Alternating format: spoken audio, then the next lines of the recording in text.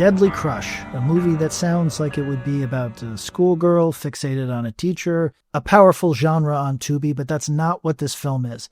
This is about a ghost. It's about an Indian ghost. I bring up his race because it may or may not be relevant. Indian, American Indian, indigenous. I'm not trying to get in trouble for a Tubi movie, okay? They just call him an Indian in the movie. Years ago, you find a dead Indian, nobody gives a shit. To my, Indian indigenous brothers and sisters out there, take me in the right spirit, please, all right?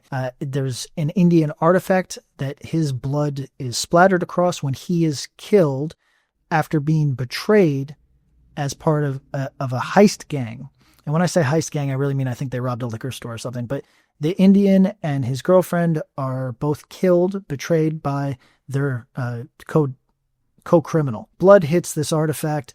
The artifact glows a little bit with, an After Effects little glimmer. Now he haunts the cabin that he was killed in. Enter our protagonist. She's got very plucked eyebrows. She looks like a 35-year-old that's been to a lot of parties. No judgments. She is an artist in this film. And she has not had sex in a year, nor has she produced any worthwhile art in a year. Her agent, manager, whatever, sends her to this cabin to clear her head, get back on the good foot artistically because she is broke. And this is her last chance. She's in the ghost house. And I'm going to be real with you. I don't know how the magic in this movie works at all. The artifact is haunted. The house is haunted. I don't know. There's a ghost in this space, and he falls in love with this shitty airport Pfizer lobby artist. The part that I don't understand is this woman somehow the spirit of his old girlfriend that was killed? It's not clear to me, and I watched this movie twice, so who knows? She falls asleep on her painting that is obviously inspired by the vibes of this house, maybe the Indian fella, and then she fantasizes sex with the model that is coming, try to keep up, with the male model that is coming to provide her with something to paint. She fantasizes about having sex with him. Somehow her phone, I'm going to be real with you, I don't know what's going on, her phone turns on and starts recording her. You had sex with a ghost. Then an asshole cop shows up and tries to kick her out. We're moral folk around here. Keep this cop in your head. He's, it's a reveal, spoiler alert, whatever. He's the bad guy. Then the model shows up. And you are? Liam. The model is also an asshole. Now, YouTube terms of service and the algorithm are going to penalize me if I say what this fella does. But here's the deal. This dude, whatever euphemism we want to use, he Genghis Khans the situation. He Nan Kings. He does a foul thing. That's his thing. Then the Indian fellow, the ghost, starts hitting him with objects like Home Alone. She kicks out Genghis Khan, but realizes that she's dealing with a ghost. What is she going to do? She calls a medium, a psychic, ghostbuster sort of lady. Do you remember the lady from Poltergeist?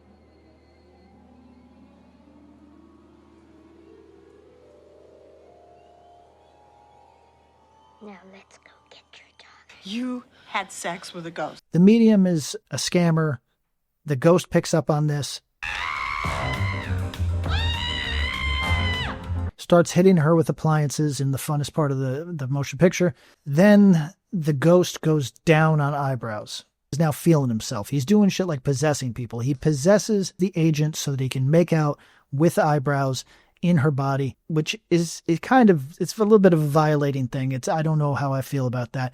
The male model, Genghis Khan, Liam, shows up. He tries to Nanking the situation again, and he is possessed by the ghost. Process that for a second. I don't know if this film is trying to say something about trauma, about these complex relationships that we have with people that are bad to us. I don't think so. I think it's trying to show boobs. I got shotgun. I'm just going to say that this is a very confused vision of how somebody who's been a victim of something might respond to a ghost inhabiting the person who... That's his thing. He grapes people. Then the cop, spoiler, turns out to be the guy who betrayed the Indian and his girlfriend. He wanted the girlfriend for himself. She said no. He freaked out, shot them both, and now he's a cop. He tried to cover up the crime. A dead Indian. But now all this ghost shit is ruining his vibe, and it might expose him for what he is. So the Indian, in the body of the... Liam. Kills the cop. Now eyebrows and the Indian in the body of... Liam. have to go on the run. He is shot in the head by a carjacker who looks remarkably like me, and as a result, he is dead. He's rotting. That's not a turn on. So he's saying, I'm going to go find another body. And then he goes and tries to take the body of the agent. At this point, he is a deformed zombie and would be difficult to love for sure. No! So what does Deadly Crush offer? I would say not a ton. This isn't necessarily a recommend, although it went down easy.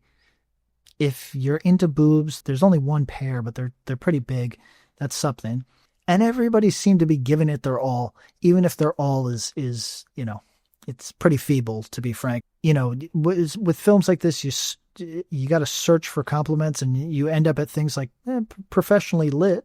I just think it sits on the fence a little bit. If it wanted to be a classic Skinamax sort of thing, I think that there would have needed to be a little bit more eroticism. And if it wanted to be a ghost story, maybe some scares would be good. The scares are borderline slapstick. So look, this is not successful, but I didn't hate it. So is that a recommend? Is that, I guess it's a quarter mast thumbs up. Thank you to Tubi for this 1.5 hour long pile. Society's gone to shit.